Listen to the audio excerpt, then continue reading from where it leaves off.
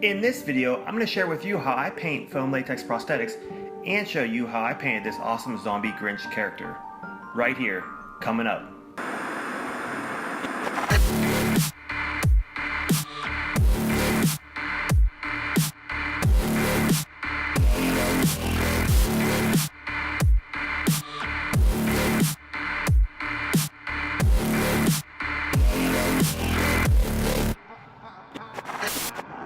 Hey, what's up? Mike here from Zomb'd, helping you take your SFX makeup skills to the next level.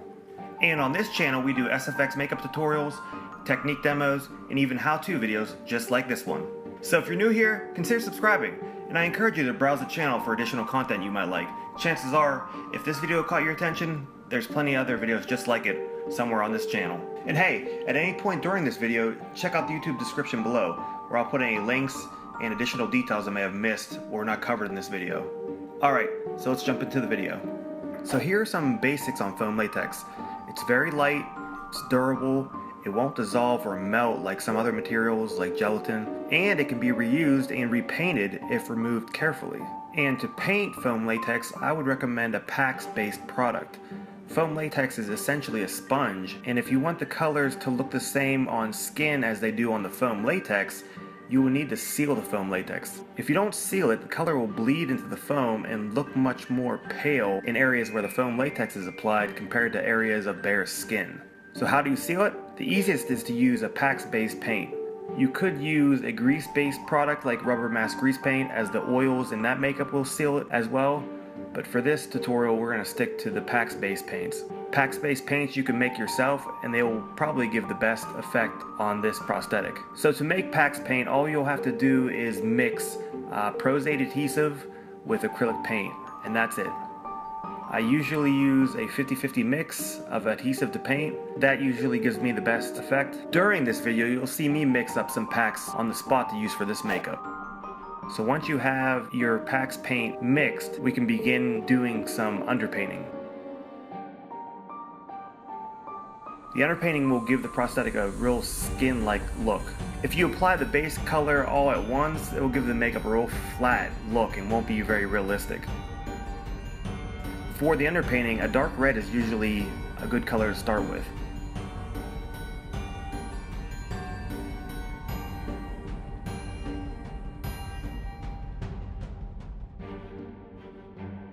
As you can see, you want to fill in all the low spots of the prosthetic with this color.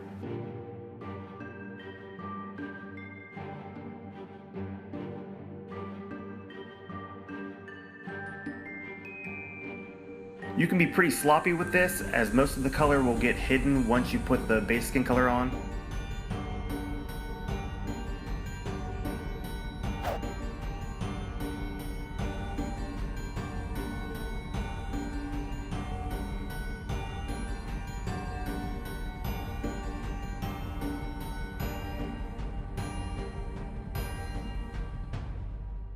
You will want to stay away from the edges and paint those once the makeup is applied.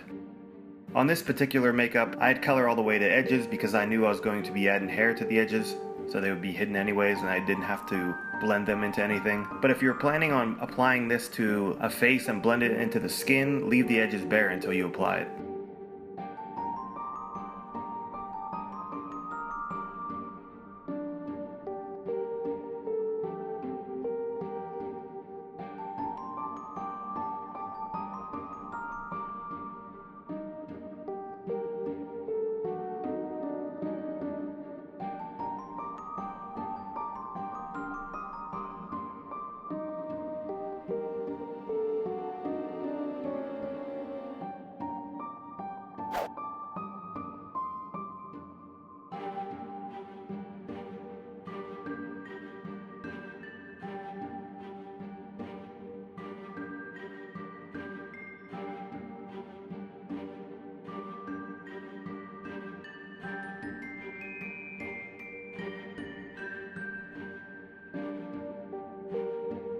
So once we have all the low spots filled, we can start adding the base skin tone.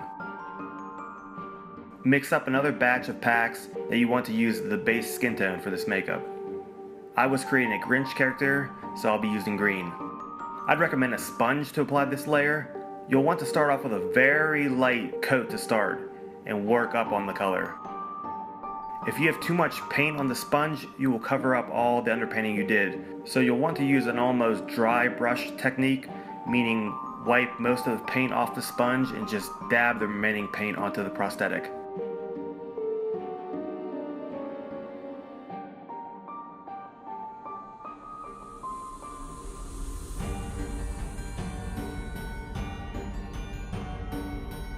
You'll want to keep adding light coats until the underpainting starts to blend into the base skin tone. You don't want harsh lines between the two colors.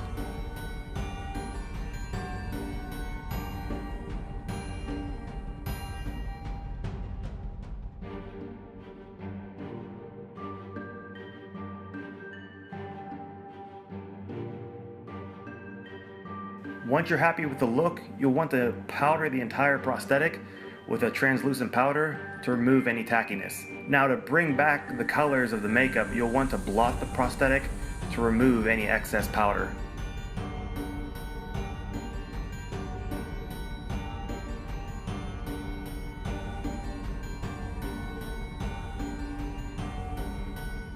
And that's it. This technique gives a great effect and will really showcase the detail of a prosthetic. Was this video helpful? Let me know in the comments below. And be sure to add a suggestion for a future video if you have any.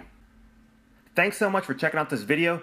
Definitely subscribe for more videos just like this one. And hey, do you know anybody trying to get into SFX makeup? If so, would you share this video with them? That would be awesome. Until next time, I'll catch you later.